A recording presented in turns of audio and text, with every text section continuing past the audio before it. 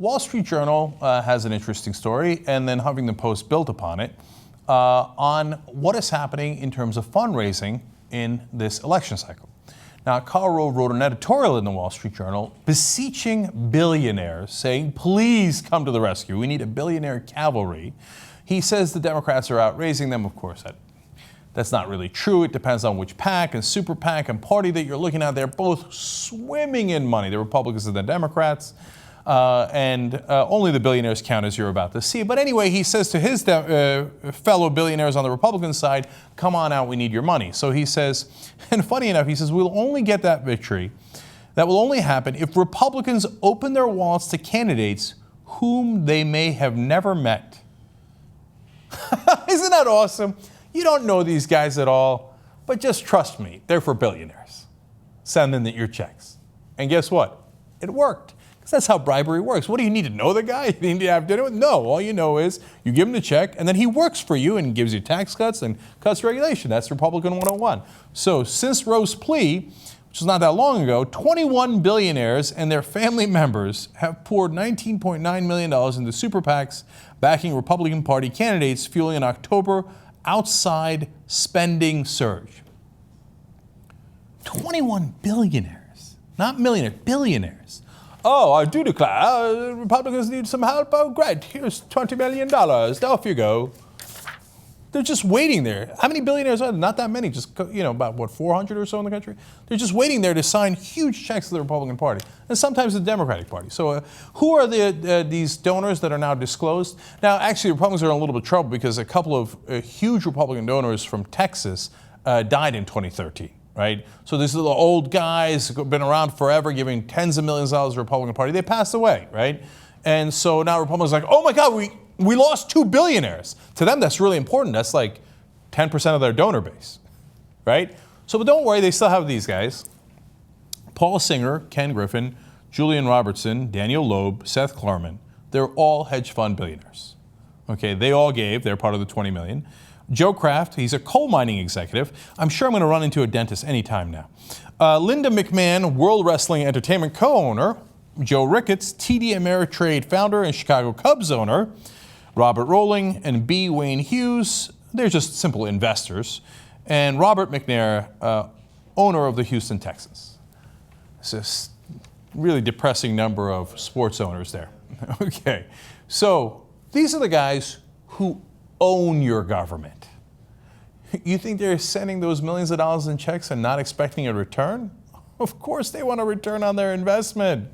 This is how they buy our democracy. All right, so the rest of the article explains, oh, well, the Democrats have tens of millions of dollars in this PAC, but the Republicans have even more money in a different super PAC, and it goes back and forth, etc. But here's my favorite sentence near the end of this article.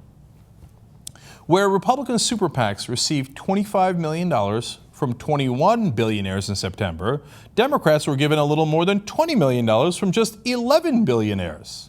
Nearly all of this, $15 million, came from Tom Steyer. They're playing squash with our democracy. They're like, oh, I do declare, okay, round robin here, a billionaire versus billionaire. Ooh, the Republicans have 21 billionaires and the Democrats only have 11 billionaires. Well, anyway, off we go to the squash courts. Who shall buy more congressmen and senators? Does this look like a democracy to you? Look at what they turned our government into. It's a freaking auction. They're like going to Sotheby's. Oh, I'll bid on Joni Ernst. Oh, jolly good. Another $1 million to Mitch McConnell. And then they take all that money, they put it into ads meant to deceive you. And the ads talk about, oh yeah, the Republicans, oh my God, they're so for the people and stuff. I mean, they're going to give tax cuts to these same billionaires. Oh, but they're for you. Wink, wink. And gee, I wonder why TV never points this out. TV journalism. Oh, because so much of that money, the lion's share of that money goes to TV stations. Well, everybody wins, don't they? Except for us. The people get screwed, and these guys are the elites that run the country.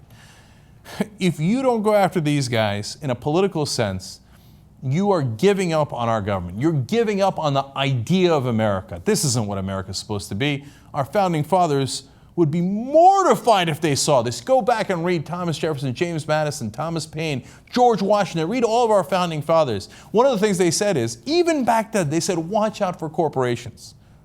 Can you believe that? These are some of the smartest men that have ever lived. They said if you have concentration of wealth, they will go to try to buy your government. Okay? That's exactly what they did. But thank God that they put two things in the Constitution. First of all, they said you're allowed to amend this Constitution because from time to time government will get too corrupt and you're going to need to amend it. Geniuses. And by the way, sometimes Washington will get so corrupt you can't do an amendment through Washington.